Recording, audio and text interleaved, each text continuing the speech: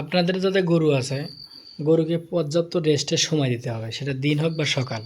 ফজর থেকে শুরু করে 10টার ভেতরে খাবার কমপ্লিট করতে হবে, তাহলে ওরা রেস্টের সময় পাবে। এবং রাত্রেবেলা অনেকে দেখে যায় গ্রাম অঞ্চলে বা খামারেও দেখছি আমি, বড় বড় খামারে রাত্রেবেলা খাবার দেয়, আসলে এটা ঠিক না। ওরা সারাদিন কী পরিমাণ খাবার খাবে সমস্যা নেই, সবসময় ওদের মুখের সামনে খাবার থাকবে। খাবার খাওয়া শেষে সন্ধ্যের পথে ওদের খাবার অফ। দেখেন আমার মনে করেন এই যে ঘাস ছিল ও খাইছে, খায় এতটুকু বাকি আছে, এবং ওর দানাদার যা আছে সবগুলো খাওয়া কমপ্লিট করছে। করার পরে দেখেন এতটুকু রাখছে, ও খাইতে পারেনি, কারণ ওর পেট এখন পর্যাপ্ত পরিমাণ হয়ে গেছে। তারপরে এখন এইটুকু লোভে যখন খিদে লাগবে এইটুকু উঠেই খাবে। দেখেন এই পাশেরটা ও পাশেরটা খাওয়া শেষ দিছে, তো সবগুলোই একই অবস্থা।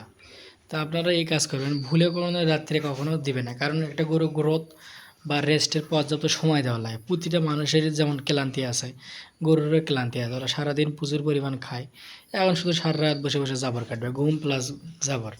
তা আপনারা অবশ্যই এই কাজটা করবেন, রাত্রে কোনো খাবার দেবেন না, গরু কোনো ধরনের খাবার দেবেন না, ঘাস খড় দানাদার যখন যা মন চায় আপনাদের সব দিনের বেলায় খাওয়াবেন।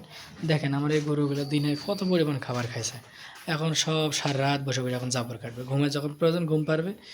আর যখন দানা এখন এ দেখেন এর পেট দেখেন কী পরিমাণ খাওয়ানো গেছে। আমার এবার ব্রিটিশটা দেখেন সাইবল বকনাটা, এ খায় কী করছে পেট, এ তো আরও বেশি খায়। আর খাওয়ার স্টাইলটা দেখেন কী করছে, খায় এও খায়, এও মাস্টার।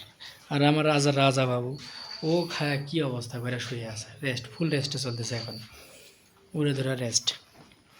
তো আপনারা এই কাজ করেন।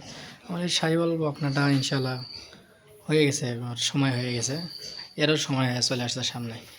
তো সবাই ভালো থাকবেন, আমার জন্য একটু দোয়া করবেন যাতে এই সেক্টরে আমি সাকসেসফুল হতে পারি, আমাকে যেন আর পরের অধীনে দাসত্ব না করা লাগে, কারণ ওই জিনিসটা খুব খারাপ জিনিস।